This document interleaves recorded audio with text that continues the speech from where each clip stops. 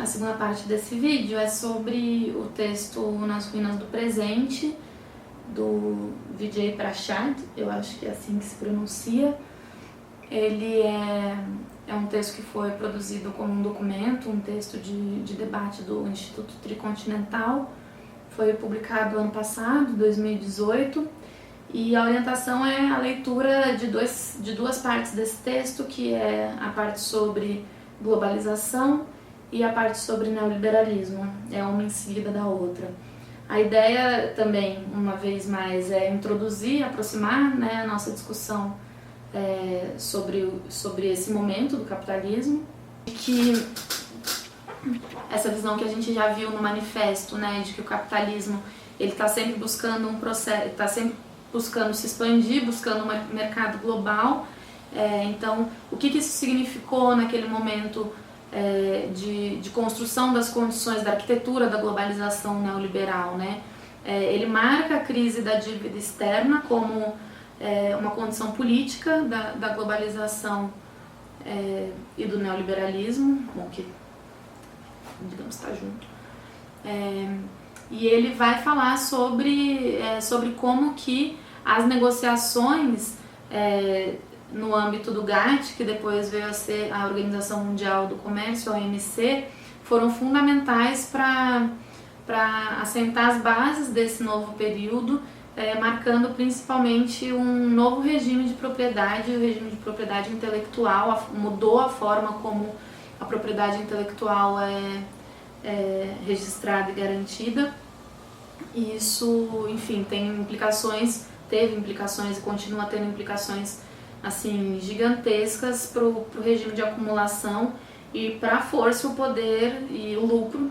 de empresas, né, farmacêuticas, da agricultura e, claro, das tecnologias de informação e comunicação. Então, assim, o que significou e o que significa o endividamento dos países, mas também o endividamento, assim, das pessoas, isso é um fio que vai sendo trabalhado no texto do Prashad, e que eu acho muito oportuno a gente refletir mais sobre isso, porque é uma das dimensões do que é o capitalismo financeiro. Bom, a crise da dívida afetou a América Latina, a Ásia, a África. As condições dos estados, o orçamento público, assim, totalmente comprometido com o pagamento do serviço da dívida. E acho que é importante também a gente ter em mente essa noção de que a dívida é um instrumento de dominação e que passa por vários caminhos, as formas de exercer esse domínio, né? Ele vai explicar como que o fato de que as empresas deixam de gastar, de investir dinheiro no processo produtivo porque elas terceirizam para onde a produção é mais barata, isso significa onde os trabalhadores e as trabalhadoras ganham muito menos ou quase nada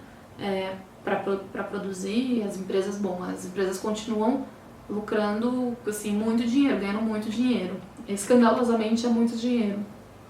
E aí ele fala inclusive nesses termos, né? O que é essa quantidade escandalosa de dinheiro, o que as empresas fazem com isso. Então, ele relaciona o não investimento no processo produtivo ao dinheiro que vai circular nos circuitos financeiros, né, do mercado financeiro. E como então você tem esse processo de acumulação de mais dinheiro sem passar pela economia real, né? Então isso é uma característica muito própria desse momento do capitalismo financeiro. E aí é muito interessante o que ele chama até de novo, né, de escandaloso, essa ideia de uma guerra de investimento e uma guerra fiscal, né, que é quando as empresas, os proprietários, eles estão em greve contra o regime tributário, eles escondem as suas riquezas nos paraísos fiscais, enfim, de diferentes formas, e não investem na produção, não investem na economia real, ou seja, não investe no trabalho. E aí ele vai, assim, desenvolver essa ideia da guerra fiscal, dessa negação das empresas, dos proprietários de investir o dinheiro, de botar o dinheiro na economia real, de pagar imposto, de enfim. Ele vai relacionar essa ideia com o que foi a crise de 2007, 2008 e trazer essa dimensão de como no neoliberalismo vai se formando uma sociedade onde você tem uma liberação de crédito e um impulso ao consumo, que não só, então o endividamento que a gente tinha falado antes não tem a ver só com os países, mas tem a ver com as pessoas, com grupos de pessoas, muita gente. Então como que esse processo está vinculado também com modos de vida, com relações sociais, com estilos de vida que na verdade são insustentáveis. O grande exemplo é sempre o estilo de vida nos Estados Unidos, o consumo energético, enfim, a desigualdade toda que tá colocada aí, mas acho que o mais importante é entender como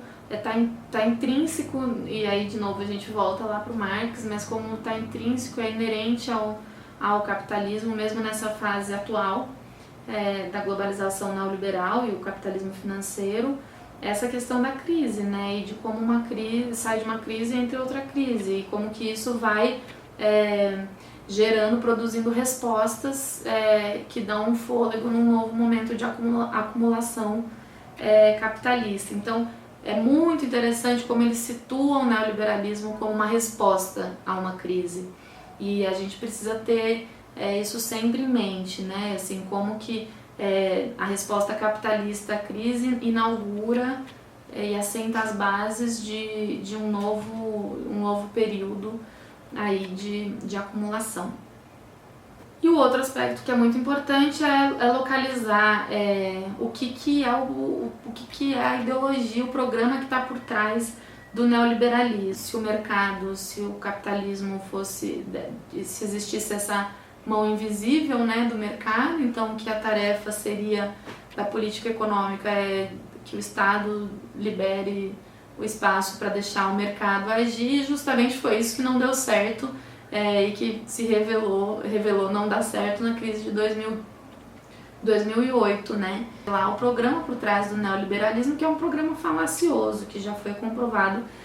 que dá errado, mas que eles continuam assim escancaradamente promovendo assim sem pudores. Bom, o que significa essa ideia de que tem que ter liberdade do capital para mover a economia e que é o capital livre que, enfim, vai direcionando e dando as condições do desenvolvimento da economia, da sociedade. Isso é você negar, inclusive, a possibilidade de fazer uma discussão política, pública, de botar em discussão a economia, a política econômica. Isso está por trás do programa do neoliberalismo, e acho que isso é um aspecto fundamental, assim, da nossa crítica, inclusive. Muito legal o fato de que ele vai falar assim, bom, as empresas, grandes empresas, os ricos que acumulam muito, muito dinheiro, não investem dinheiro no processo produtivo, e aí eles colocam dinheiro no mercado financeiro, e daí enfim, tem as bolhas ali, mercado financeiro bombando, especulação bombando. Mas tem uma outra parte dessa guerra fiscal que ele vai abordar de um jeito muito precioso, que é localizar assim, como que várias empresas gastam o dinheiro que elas não investem na produção nas filantropias todas e impondo agendas, construindo agendas no mundo inteiro e principalmente no sul global. Então, como é uma forma de legitimar o fato de que um dinheiro que não gastaram, não investiram e não pagaram impostos vão usar em filantropia, e aí vão, enfim, impor agenda, e são normalmente agendas que ocultam conflitos, tentam amortecer conflitos, né, ocultam o que é, no final das contas, a luta de classe. E como isso está totalmente espalhado mundo afora, e aqui no Brasil também, né, a gente pode enumerar um monte de fundação que aparece muito bem intencionada, tanto no campo como na cidade, né, com as mulheres, enfim, vários setores, e que vem cheio de falsa solução, que na verdade tem a ver tanto com esse sistema mais geral assim de acumulação, como com a imposição de uma agenda política, né? Então a gente precisa refletir mais sobre isso e denunciar, questionar, enfim, enfrentar essa forma pela qual a tal guerra fiscal se manifesta também no nosso cotidiano, no nosso canto, né? Que o neoliberalismo ele é produto então da combinação da greve fiscal, essa ideia dele de greve fiscal, da responsabilidade fiscal imposta aos estados, essa noção, essa prática, e como que isso vai minar o orçamento público e mina a capacidade do Estado de promover políticas e de garantir direitos, bens e serviços necessários para a reprodução da vida, basicamente. Falar sobre o neoliberalismo tanto nos países do sul global como no norte global, acho que um aspecto a destacar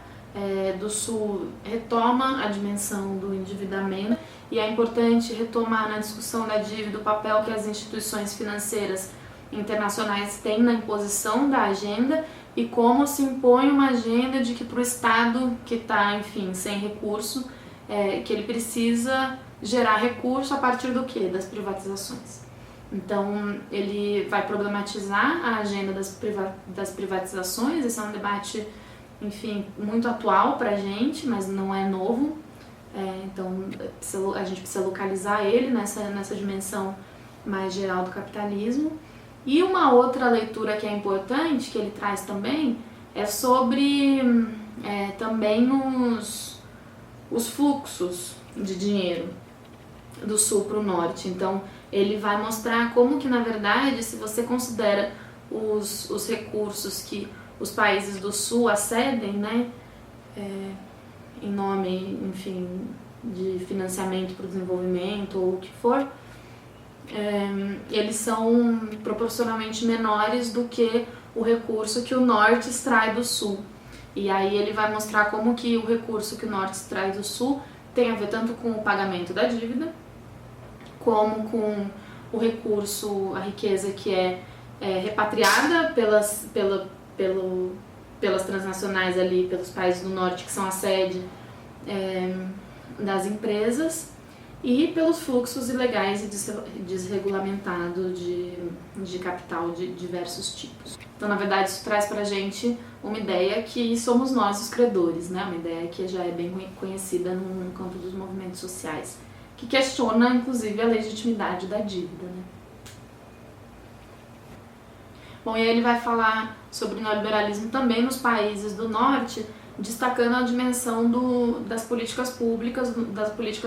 neoliberais. Então, quando as políticas públicas têm relação direta com processos de mercantilização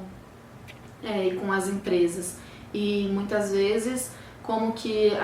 a população precisa aceder ao mercado e particularmente ao crédito, ao endividamento, para ter garantido coisas básicas que não são coisas, como saúde e educação. Ele vai falar sobre isso, sobre como muitas pessoas idosas têm ficado endividadas e como muitos jovens têm se endividado para garantir a educação, principalmente a educação superior. Então esse é um tema que é muito atual e também que a gente precisa pensar, principalmente porque esse é um curso também da juventude, de uma organização de esquerda, né? De pensar o que isso significa, esse modelo de política neoliberal vinculada à educação, que gera um endividamento gigante assim,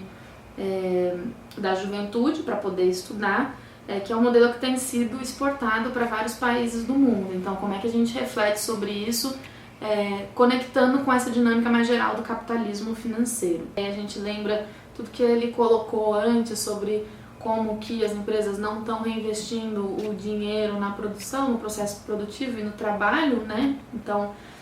como que para a economia crescer, nos termos correntes, a população precisa se endividar. E aí ele vai trabalhar de uma forma interessante, que eu acho massa também a gente poder discutir, sobre essa relação entre endividamento e impulso ao consumismo e essa lógica do modo de vida neoliberal. E que tem a ver com ideias, tem a ver com valores, mas tem a ver também com questões muito objetivas. E uma delas é a famosa obsolescência programada, né? Então, o fato, por exemplo, de que são criadas novas necessidades que podem ter a ver com subjetividade, com desejos ou com necessidades criadas concretamente. Então, para quem usa, enfim, telefone celular, sabe que uma hora a bateria para de carregar. Ou se não, se usa telefone, sei lá, da Apple, chega uma hora que o seu aparelho não é mais compatível com o desenvolvimento do software, né? Então, o hardware não é mais compatível com o desenvolvimento do software. Isso obriga, por exemplo, você a comprar um novo modelo de aparelho da Apple. Então, além de todos os problemas já dessa empresa, que não é um assunto pra gente tratar aqui hoje, mas isso é uma amostra de como essa noção da obsolescência faz muito parte da nossa vida e vai obrigando as pessoas a entrar numa máquina de consumo e bom, se não tem salários, se os salários estão achatados, enfim, a dinâmica do endividamento está totalmente relacionada com isso.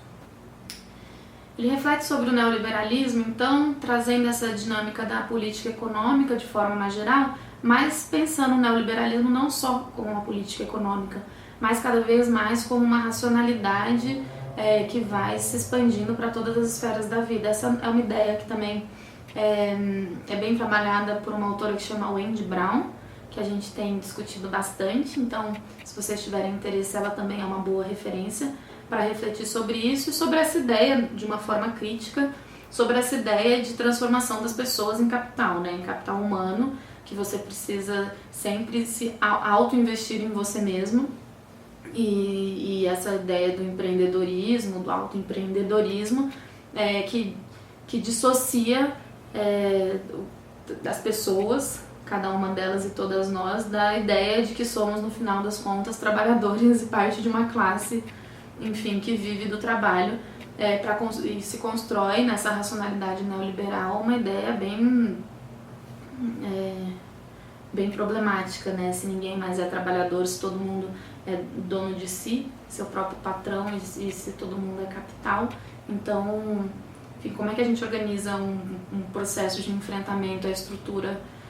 tão violenta e desigual dessa sociedade capitalista? Isso é uma questão totalmente atual, né? Assim, que está totalmente presente nos nossos desafios de hoje em dia, que não é só uma ideia, uma noção que está por aí, é realmente uma racionalidade que vai sendo cada vez mais expandida e que está ancorada em transformações na base material, na legislação, enfim, da nossa vida, do nosso país. Bom, mais dois elementos assim que ele coloca para reflexão sobre o neoliberalismo que são bem importantes se a gente pensa na nossa realidade e na construção mesmo de debate entre nós e de agenda política. Tem a ver com esse período que a gente está vivendo, que assiste um aumento muito grande de adoecimento psíquico, de saúde mental, depressão, taxas de suicídio, e como que a gente precisa pensar sobre isso em termos do que é a violência desse sistema, a desigualdade, as relações mercantilizadas, a destruição dos laços de solidariedade, o racismo, enfim, a violência mesmo que tem estruturado o que a gente chama na economia feminista do conflito do capital contra a vida, né? Na marcha a gente fala que a gente está em marcha contra tudo que nos oprime, reprime e deprime. Então, eu acho que é muito importante um texto como esse, que circula na esquerda, trazer essa dimensão, porque a gente precisa tratar desses debates para além da forma que o neoliberalismo também impõe. que é via saídas e soluções e interpretações individualizantes para as questões que envolvem a saúde mental e que vem junto com, enfim, claro, a receita, que é né, indústria farmacêutica e do poder médico, da solução em pílulas. Né? Então a gente problematizar essa dimensão que está tão próxima a nós na relação com o que significa o neoliberalismo é muito importante. Bom, e o outro aspecto que ele traz é esse de como o neoliberalismo o que tem produzido é mais pobreza, assim, a exacerbação das desigualdades, e como isso vem junto com processos de controle das populações, de controle dos territórios, e como esses processos são processos violentos e são processos extremamente racistas. A gente está falando de capitalismo financeiro, a gente está falando de neoliberalismo, e como a gente viu já desde ali da discussão do manifesto no Marx, essa dimensão da violência do sistema, da destruição das condições de vida é muito presente. A gente consegue assim, dar conta de articular essas dimensões quando a gente propõe um enfrentamento, uma crítica ao neoliberalismo,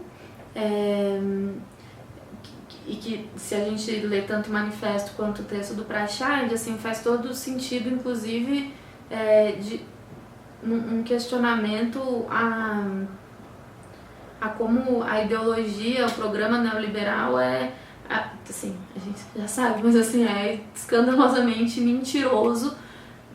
na medida que propõe e defende, propaga um Estado mínimo, a liberdade dos fluxos de capital, mas na verdade o que tem é um aumento de gastos militares, de gastos em segurança, e a gente sabe qual que é o tipo de segurança que está sendo, de política de segurança e de política militar, que está sendo resultado desses investimentos, também muito atrelado a corporações privadas, né? Então, é muito interessante a forma como o Prachad traz essa discussão, porque ajuda a revelar a hipocrisia do programa neoliberal.